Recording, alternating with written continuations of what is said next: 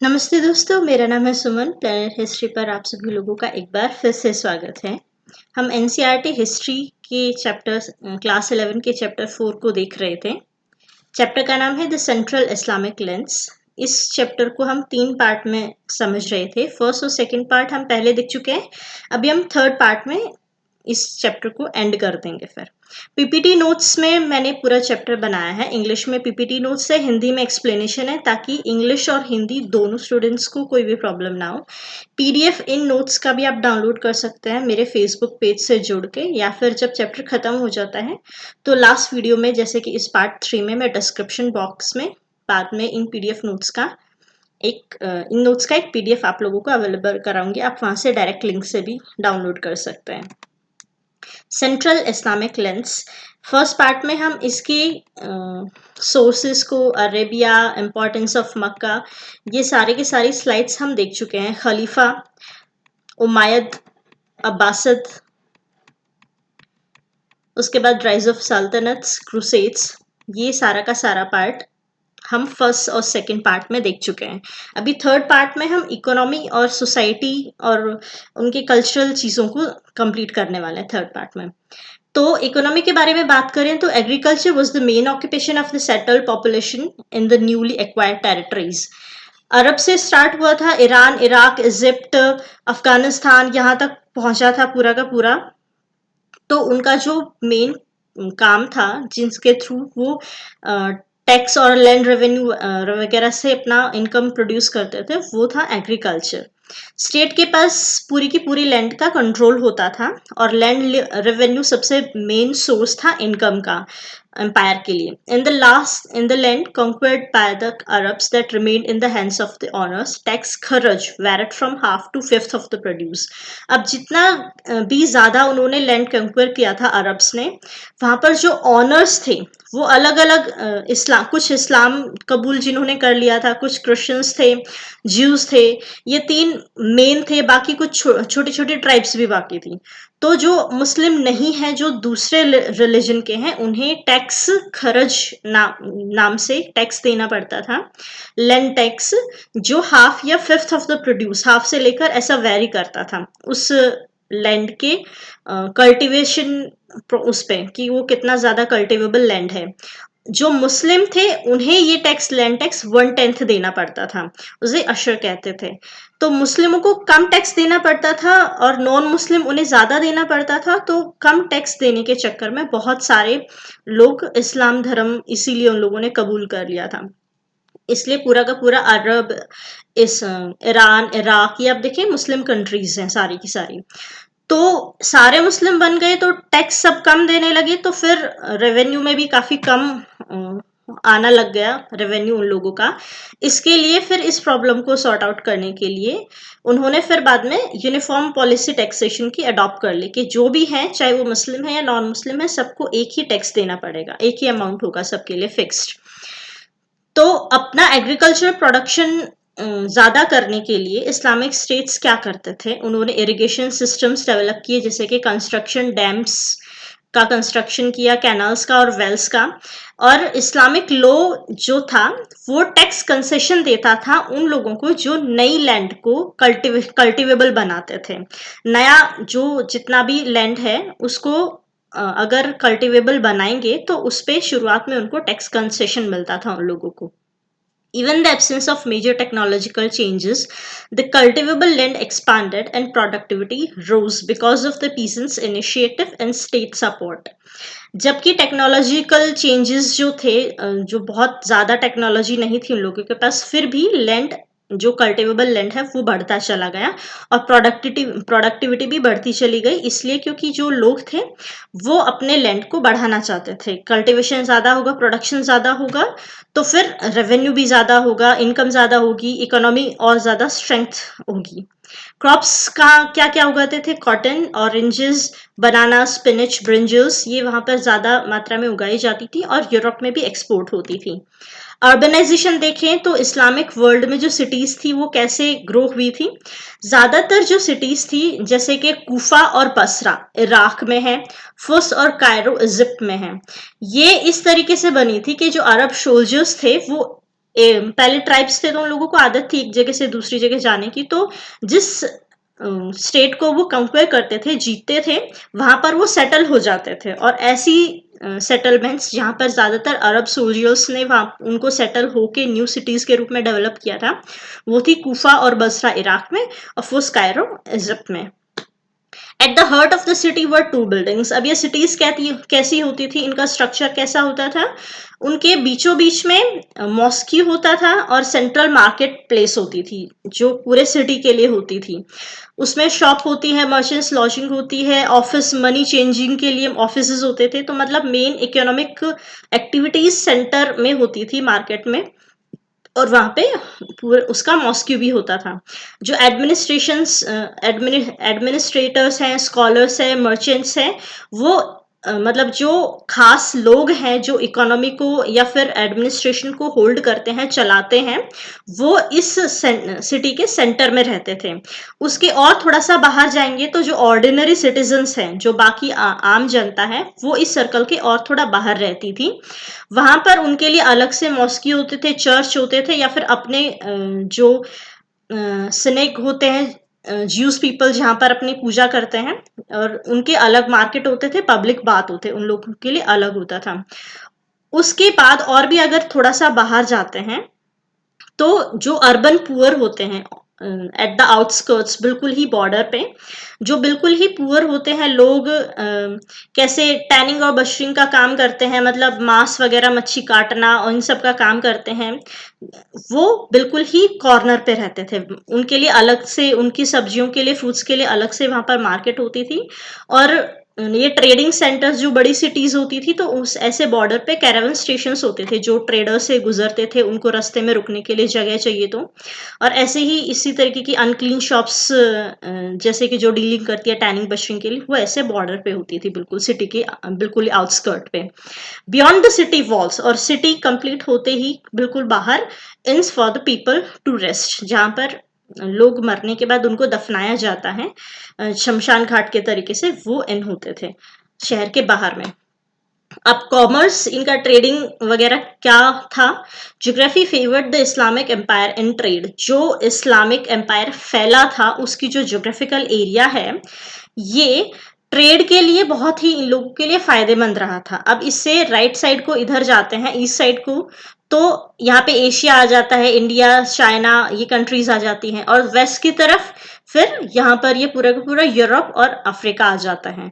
तो ये दोनों आपस में ट्रेड करने के लिए इस बीच वाली लैंड से जाना पड़ता था, पर्शियन गल्फ और रेड सी से जाना पड़ता था यहाँ से।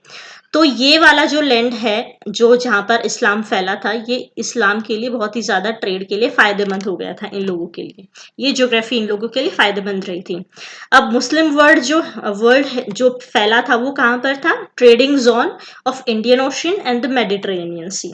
मैप आप लोगों को हिस्ट्री पढ़ते हैं तो अच्छे से समझ में आना चाहिए। फिर से बताती हूँ, मेडिटेरेनियन सी यहाँ पर है, जहाँ पे यूरोप को घेरता है ये, ब्लैक सी, कैस्पियन सी, और पर्शियन गल्फ और रेड सी यहाँ पर आता है, उसके बाद अरेबियन सी, और इधर फिर इंडिया आ जाता है। ठीक है।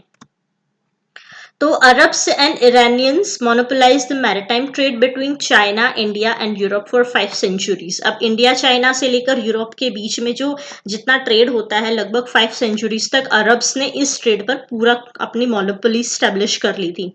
टू मेजर ट्रेडिंग रूट्स, जो रेड सी और पर्शियन गल्फ देखते हैं अरब के दोनों लेफ्ट और राइट साइड में, पर्शियन गल्फ और रेड सी, वो मेन ट्रेडिंग रूट्स थे।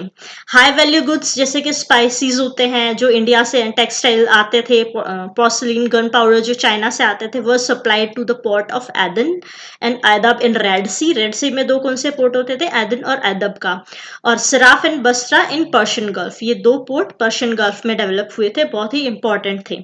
From here the goods were taken by the land routes for local consumption and to the Mediterranean and of these trade routes for onwards export to Europe. अब यहीं से जो यहाँ पे local consumption के लिए भी वो आता था माल, यहाँ पर भी कंज्यूम के लिए होता था, और यहाँ से आगे जाते हैं मेडिटेरेनियन से यूरोप को, तो वहां भी जाता था ये माल। ठीक है। The export to Europe was handled by Jewish merchants. अब यूरोप तक जो जाता है माल पूरा ट्रेड का, वो ज्यादातर ज्यूइश जो है, यहूदी लोग हैं, वो मर्चेंट्स है, वो हैंडल करते थे।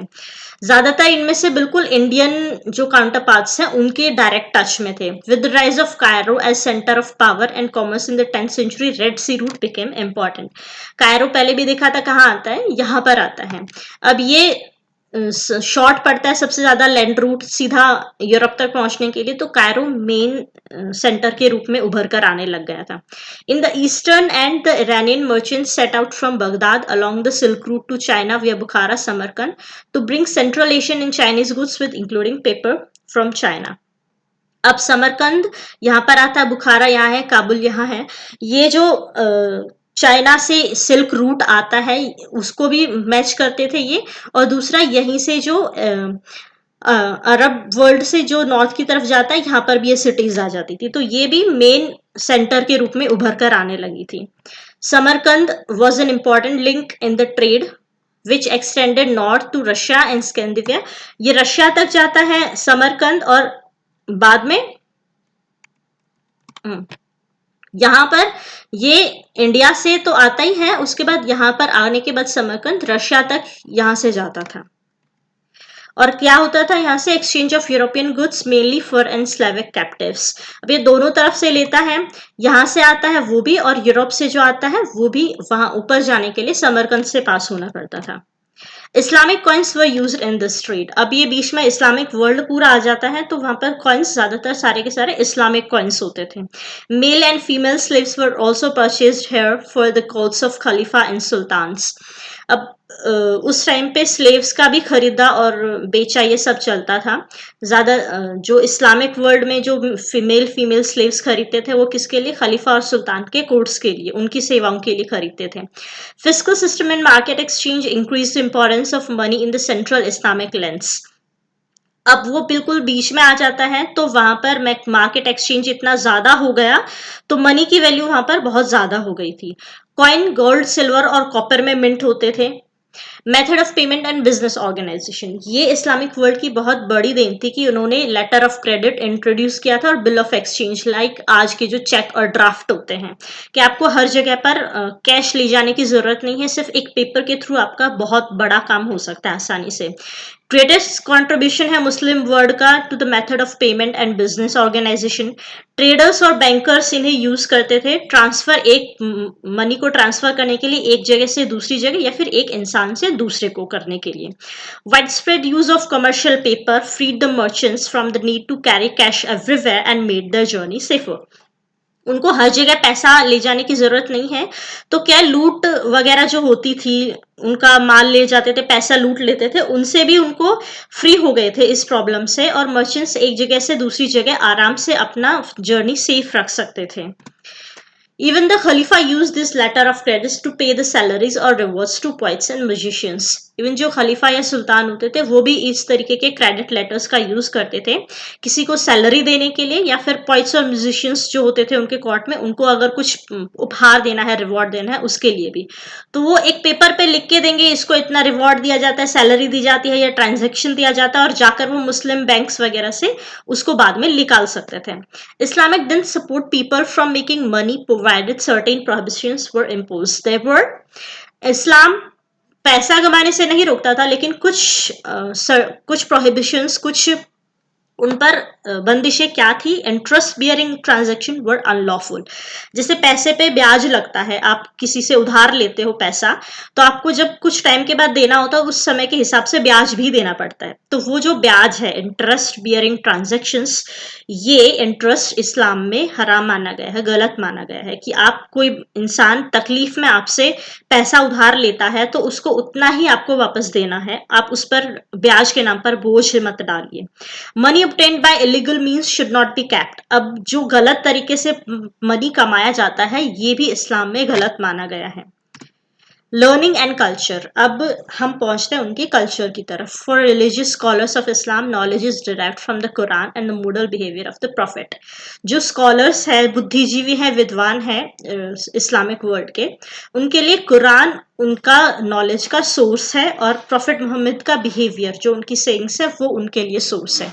शरिया एक लॉ है जो जिन्होंने मुस्लिम धर्म स्वीकार किया है, मुस्लिम्स को अपना गॉड के साथ रिलेशन के कैसा होना चाहिए उसमें उनको गाइड करने के लिए, और दूसरा सोसाइटी के साथ आपका कैसा रिलेशन होना चाहिए उसको भी गाइड करने के लिए, दोनों में। Sharia provided guidance on on possible legal issues. हर एक पॉसिबल जो लीगल इश्यू है उस पे भी शरिया मुस्लिम्स को गाइडेंस प्रोवाइड करता है। पर्सनल जो चीजें आती है, मैरिज, डाइवोर्स, इनहेरिटेंस, उस पे भी शरिया मुस्लिमों को गाइड करता है। कमर्शियल जो मैटर्स है उसमें जबकि इतना ज्यादा नहीं है, तो उसमें भी, लेकिन उसमें इतना ज्यादा नहीं है। पर्सनल इश्यूज ज्यादा इंक्लूड करता है शरिया। Before it took final norms, the Sharia was adjusted to take into account the customary laws of the state on political and social order. Final form Sharia की complete करने से पहले शरिया को customary laws, political और social order है, इनके हिसाब से थोड़ा एडजस्ट किया गया था। फिर धीरे धीरे लाइफ थोड़ी कॉम्प्लिकेटेड होने लगी, लोगों की लाइफ अर्बनाइजेशन के थ्रू चेंज होने लगी थी, शहरीकरण हुआ, काफी सारी चीजें सोसाइटी में बदलाव होती हैं, तो लॉज भी नए बनाने पड़े, कुछ को थोड़ा सा मोल्ड करना पड़ा। इस तरीके से 4 स्कूल जो लॉ के हैं वो स्टैब्लिश हुए इस्लामिक वर्ल्ड में, Maliki, Hanafi, Shafi and Hanbali. और ये नाम जिन्होंने इन लॉज को, स्कूल्स को बनाया था, उनके नाम पे ये रखे गए थे। नेक्स्ट आता है सूफिज्म। सूफी क्या है? सूफीज जो वो लोग होते हैं जिनका दिमाग या जिनका मन है वो एक आध्यात्मिक टाइप का होता है, रिलीजियस माइंडेड पीपल होते हैं। वो इकट्ठा होते हैं और आपस में अपनी नॉलेज को शेयर करते हैं। दूसरा, अपने जीवन को एसेटिज्म के तरीके से बिताते हैं, मतलब सन्यास के, हर एक चीज का त्याग करो, सिर्फ अल्लाह का ही तुमको ध्यान करना है। जैसा जैसा सोसाइटी ज्यादा अपने आसपास के मटेरियल प्लेजर की तरफ ज्यादा बढ़ती चली जाती है, वैसे ही सूफिज्म इस बात पर और ज्यादा बल देना लगता है कि जो संसार से तुमको मिलता है खुशी, उसे छोड़ो, सिर्फ अल्लाह ही अकेला है जो तुम्हें प्योर खुशी दे सकता है, उसे तवक्कुल कहते हैं। सूफीज यूज म्यूजिकल कंसर्ट्स, समा, to induce sassy and stimulate emotions of love and passion। और इस अपने इमोशंस को बताने के लिए, उन्हें जाहिर करने के लिए, उनको अंदर महसूस करने के लिए म्यूजिकल कंसर्ट्स सूफीज ऑर्गेनाइज करते हैं, जिन्हें समा कहा जाता है। सूफिज्म की एक खास बात है कि हर एक रिलीजन के लिए, हर एक स्टेटस के पीपल के लिए, चाहे वो अमीर हो या गरीब, चाहे वो स्त्री हो या पुरुष हो, हर एक के लिए इस्लाम अपने दरवाजे, सूफिज्म अपने दरवाजे खोलता है, जो कि ऑर्थोडॉक्स इस्लाम में ऐसा नहीं होता है। बायजिद बिस्तामी और रबिया ऑफ बसरा, ये दो लोग बहुत ही फेमस है सूफिज्म में। फर्स्ट जो है बायजिद बिस्तामी, वो ईरानियन सूफी थे जिन्होंने सबसे पहले फना जो होता है उसका मतलब लोगों को और उसकी इम्पोर्टेंस लोगों को समझाई थी। फना यानी कि अब पूरी तरीके से अपने आप को उस अल्लाह के लिए या ईश्वर के साथ अपने आप को एकाकार कर लेना, उसके ही अकेले सिर्फ उसी के लिए समर्पण अपना रखना। रबिया है जो, वो वुमेन सेंट थी जिन्होंने अपने आप को ईश्वर के साथ या अल्लाह के साथ या जिसको भी आप पूजा करते हैं उसके साथ एकाकार होने का मतलब लोगों को समझाया था। Unity with God can be achieved through an intense love for God. सिर्फ और सिर्फ उसी का ध्यान करना है, उसी के लिए आपका पूरा समर्पण होना चाहिए और आप उससे एकाकार हो जाएंगे। The influence of Greek philosophy and science in the field of education.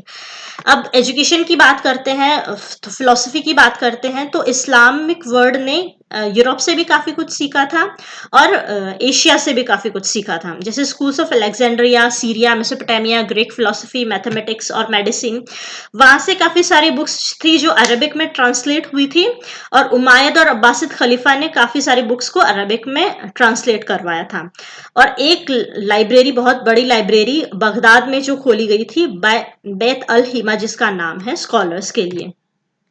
Works of Aristotle, टॉलेमीज, इनके वर्क भी अरबिक स्कॉलर्स के लिए बात इन्होंने बहुत पढ़ा था और उनको अपने उसमें अरबिक में ट्रांसलेट किया था। During the same period Indian works on the medicine, astronomy, mathematics also translated. और उसी टाइम पे यूरोप के साथ साथ फिर एशिया से, जैसे कि इंडिया से मेडिसिन और एस्ट्रोनॉमी के वर्क्स हैं, मैथमेटिक्स हैं, उनको भी अरबिक में ट्रांसलेट किया गया और वहीं से फिर वो यूरोप में भी ये चीजें पहुंची थी, इंडिया से अरब और अरब से फिर यूरोप।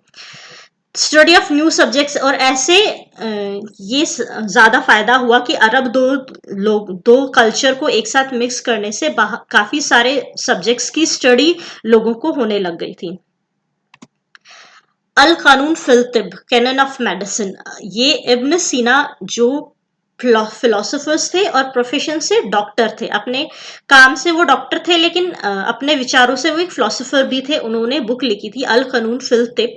ये 760 ड्रग्स की एक लिस्ट और उनका उस पर किए गए एक्सपेरिमेंट्स उसमें इंक्लूड हैं इस बुक में। ये जो फार्मासिस्ट इन ड्रग्स को बेचते हैं। The book points to the importance of healing through dietary regulation and influence of climate and environment on health। अब इस बुक में और क्या दिया गया है कि अपने डाइट के थ्रू और रेगुलर डाइट, जैसे किस समय पर और किस सीजन में क्या खाना चाहिए, उसके थ्रू आप अपनी हेल्थ को भी इम्प्रूव कर सकते हैं, और क्लाइमेट और एनवायरमेंट का हेल्थ पे क्या फर्क पड़ता है उसको भी ध्यान रख के आप हेल्थ को कैसे इम्प्रूव कर सकते हैं, ये इस बुक में लिखा गया है। और इस बुक को यूरोप में भी पढ़ा जाता है, जिसका इस बुक के ऑथर का नाम यूरोप में जो है उसको अविसेना कहा जाता है, कि अविसेना ने ये बुक लिखी है, ऐसा यूरोप में। इब्न सीना अविसेना, जस्ट लाइक उसी नाम को थोड़ा सा मोल्ड करके लिखा जाता है। It is believe that Omar Khayyam, a well known poet and scientist, had read this book just before his death. ऐसा कहा जाता है कि उमर खय्यम एक पोएट और साइंटिस्ट थे जिन्होंने अपनी डेथ से कुछ समय पहले इस बुक को पढ़ा था। In medieval Islamic societies, fine language and a creative imagination were amongst the most appreciated qualities in a person. Islamic world में लैंग्वेज को और क्रिएटिव इमेजिनेशन को बहुत ही ज्यादा सराहा जाता था। अदब फॉर्म्स ऑफ एक्सप्रेशंस, अदब जिसे फॉर्म एक्सप्रेशन की एक फॉर्म माना जाता है, पोएट्री या प्रोज के थ्रू एक्सप्रेस किया जाता है, जो ये सारी की सारी याद रखनी पड़ती है और कुछ भी ओकेजन होता है तब उनको बोला जाता है, गाया जाता है। Abu Nuwas, who was of Persian origin, Abu Nuwas Persian origin के थे जिन्होंने broke new ground by composing classical poetry on new themes such as wine and male love. उन्होंने वाइन और मेल लव ऐसी चीजों पर भी नई पोएट्री बनानी शुरू की जो कि इस्लाम में सही नहीं मानी जाती है, फॉरबिडन प्लेजर्स माने जाते हैं इस्लाम में, उनको भी इन्होंने पोएट्री के थ्रू एक्सप्रेस किया था। By the time the Arabs conquered Iran, Pahlavi was in decay, Palvi language थी जो जब अरब धीरे धीरे ईरान में पहुंचा था तो वहां की लैंग्वेज थी जो धीरे धीरे खत्म होना शुरू हो गई थी, लेकिन पहलवी का कोई एक नए वर्जन के रूप में दिखाकर बनाकर न्यू पर्शियन नाम से फिर से इसको वापस जिंदा किया गया इस भाषा को, and with huge Arabic vocabulary soon developed, और इसकी नई वोकेबलरी बनाई गई न्यू पर्शियन। अब ये जो father of new Persian poetry Rudaki थे, इसी लैंग्वेज को जब न्यू पर्शियन लैंग्वेज के नाम से उभारा गया, इसमें पोएट्री लिखनी शुरू की थी, और उसके जो फादर थे जिन्होंने शुरू किया था, रुदाकी उनका नाम था, जो छोटी छोटी पोएट लिखते थे जिन्हें हम गजल के नाम से अब जानते हैं, या रुबाई, जो क्वेट्रिन होती थी, 4 लाइन के स्टेंजा में जो पोएम होती थी उन्हें रुबाई, और गजल जो रुदाकी ने शुरू की थी आज जो हम गाते हैं। Rubai is a 4 line stanza, 4 line का स्टेंजा होता है जिसमें पहली जो 2 लाइनें होती हैं वो स्टेज का निर्माण करती हैं, धीरे धीरे माहौल बनाती है। थर्ड लाइन में कुछ फाइनली पोइज्ड होता है, और फोर्थ लाइन उस पूरे के पूरे पोएम का जो पॉइंट होता है उसको डिलीवर करती है। Rubai reached its zenith in the hands of Omar Khayyam ने सबसे ज्यादा रुबाई को फेमस किया था। During 11th century Ghazni became the centre of Persian literary life. Ghazni जो शहर था, जो सल्तनत थी, वहां पर Persian literary life 11th century में सबसे ज्यादा फली फूली थी। महमूद ऑफ गजनी जो थे, गजनी के जो महमूद थे, उन्होंने बहुत सारे पोइट्स को अपने कोर्ट में इकट्ठा किया था, उनकी एपिक और पोएट्री एंथोलॉजी सबको वो सुनते थे। उनमें से सबसे ज्यादा जो थी, मोस्ट आउटस्टैंडिंग, वो थी फिरदौसी की लिखी हुई शाहनामा, जिन्हें बुक ऑफ किंग्स के नाम से भी जाना जाता है। ये शाहनामा जो है वो 5000 कॉपलेट्स का एक एपिक है, एक रचना है, जिसे कंप्लीट करने के लिए 30 साल लगे थे। It is a collection of tradition and legends which poetically depicts Iran from creation to the Arab conquest. Iran के पूरे कल्चर और वहाँ के राजाओं के, सुल्तान के बारे में, कि अरब कॉन्क्वेस्ट के बाद कैसे ईरान उभरा और वहाँ के अलग अलग राजाओं की क्या क्या उनके शूरवीर कार्य रहे थे, वो सब इसमें लिखा गया है। It has become a masterpiece of Islamic literature. Catalogue किताब अल्फिस। अब ये नेक्स्ट एक लिटरेचर में आता है, कैटलॉग ऑफ इब्न नदीम। इब्न नदीम ने ये पूरा कैटलॉग लिखा है। ये बहुत सारे वर्क्स का एक कलेक्शन है जिसमें मॉरल एजुकेशन भी आती है और अम्यूजमेंट, लोगों के पढ़ने के लिए एंटरटेनमेंट की भी काफी सारी चीजें आती है। ये कलेक्शन में बहुत सारी चीजें हैं। क्या आती है, जैसे कि collection of animal fables called Kalila wa Dimna, which is the Arabic translation of Panchatantra. Panchatantra की कहानियां जो हम एशिया में, इंडिया में पढ़ते हैं, उनका अरबिक ट्रांसलेशन किया। उसका नाम क्या, अरबी में उसका नाम क्या है, Kalila wa Dimna. The most widespread and works are the stories of heroic adventures. उसमें कुछ स्टोरीज हीरोइक एडवेंचर्स की भी आती हैं, जैसे अलेक्जेंडर और सिंदबाद, जो हम बचपन में काफी लोगों ने पढ़ी भी होंगी। और those of unhappy lovers known as Majnu और द मैडमैन, इनकी कहानियां भी आती हैं इसमें। The South, the Thousand and One Nights is another collection of stories told by a single narrator, Shahrzad. Shahrzad भी एक नैरेटर जिन्होंने ये एक काफी सारी स्टोरीज का एक कलेक्शन करके निकाला, द 1001 नाइट्स नाम से। To her husband night after night, जो एक सुनाती है अपने हस्बैंड को हर नाइट अलग अलग कहानियां। इस तरीके से ये पूरी स्टोरीज का कलेक्शन है इस बुक में।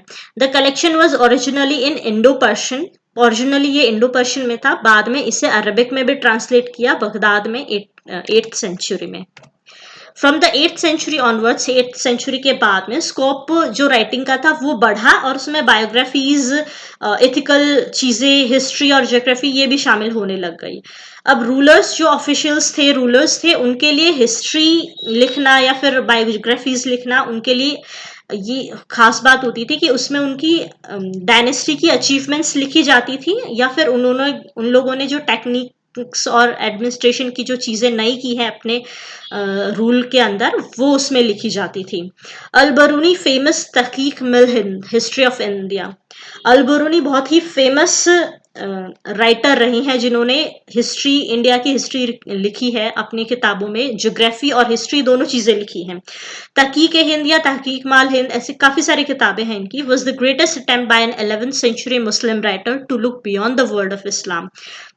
इस्लामिक वर्ल्ड से बाहर आकर इन्होंने इंडिया घूमा, ज्योग्राफी देखा, और यहाँ के राजाओं की, यहाँ की सोसाइटी, यहाँ की इकोनॉमी, यहाँ की ज्योग्राफी, बहुत सारा इन्होंने उसके बारे में लिखा हुआ है।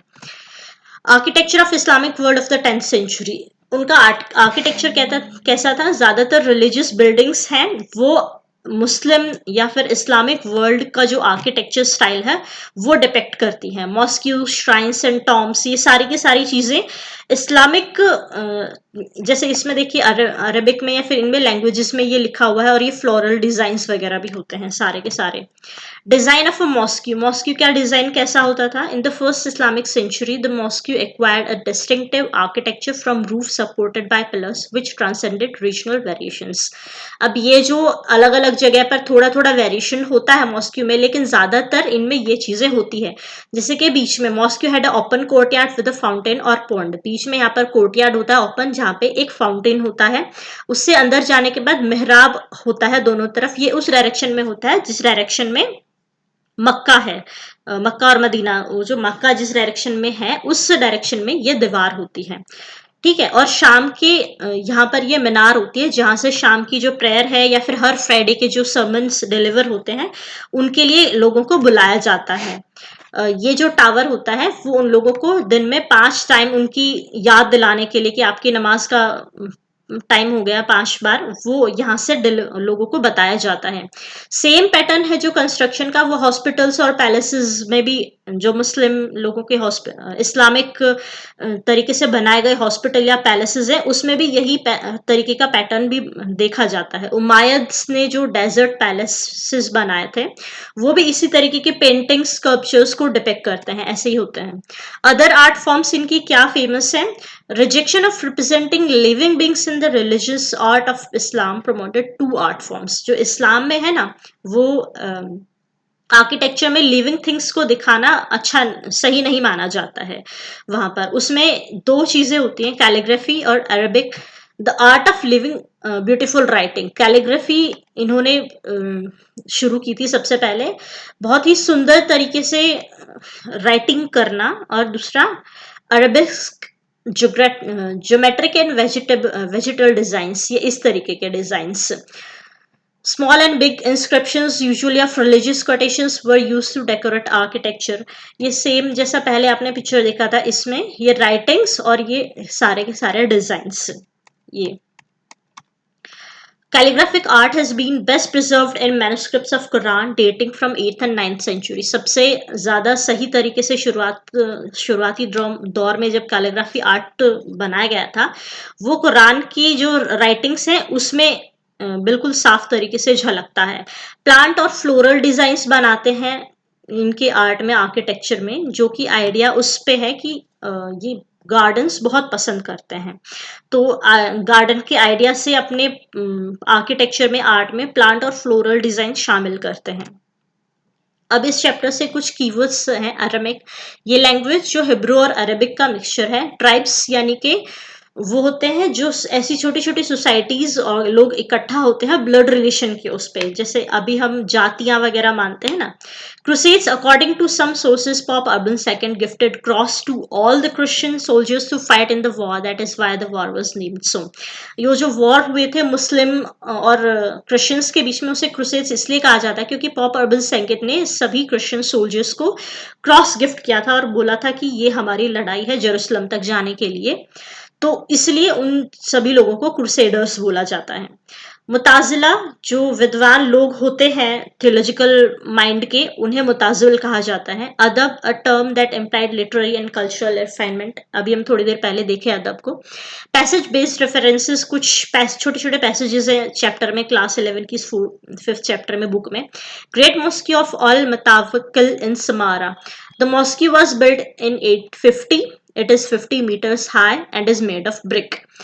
It was the largest mosque in the world for centuries. काफी लंबे समय तक ये सबसे बड़ा मॉस्क भी रह चुका था। The Quran, a book in Arabic, divided into 114 chapters. 114 chapters हैं कुरान में, ये याद रखिएगा, जो होली बुक है मुस्लिम्स की।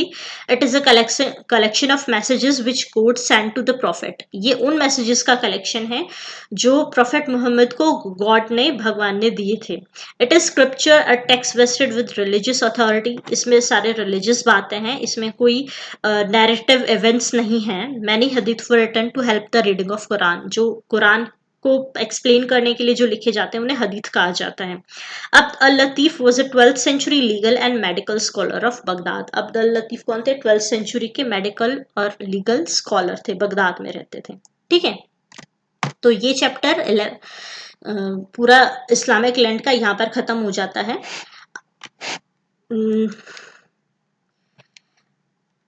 इस चैप्टर में आप लोगों को कुछ प्रॉब्लम आई हो और कुछ मैंने अगर ढंग से एक्सप्लेन नहीं किया तो आप लोग मुझे कमेंट में दे सकते हैं। मैं नेक्स्ट वीडियोस में ट्राई करूंगी इसको समझाने का, और अगर शॉर्ट में समझा पाई तो कमेंट्स में भी आप लोगों को बता दूंगी। तो नेक्स्ट चैप्टर फिर हम ऑटोमन एम्पायर को लेकर आएंगे, जो नोमैडिक एम्पायर नेक्स्ट इसका चैप्टर है, उसको पढ़ेंगे। फर्स्ट, सेकंड, थर्ड, 3 पार्ट में ये कंप्लीट हमारा वीडियो आज हो चुका है। जाने से पहले मैं आप लोगों से रिक्वेस्ट करना चाहूंगी कि प्लीज, मुझे बहुत मेहनत लगती है, आप प्लीज मेरी वीडियोस को देखते हैं तो लाइक शेयर जरूर कीजिए, जिन्हें जरूरत है इन वीडियोस की उनके साथ शेयर कीजिए, और सब्सक्राइब जरूर कीजिए मेरे चैनल को, मुझे बहुत सपोर्ट मिलेगा मेंटली इससे। ठीक है, फिर मिलते हैं नेक्स्ट चैप्टर में। आज के लिए इतना ही, नमस्ते, बाय बाय।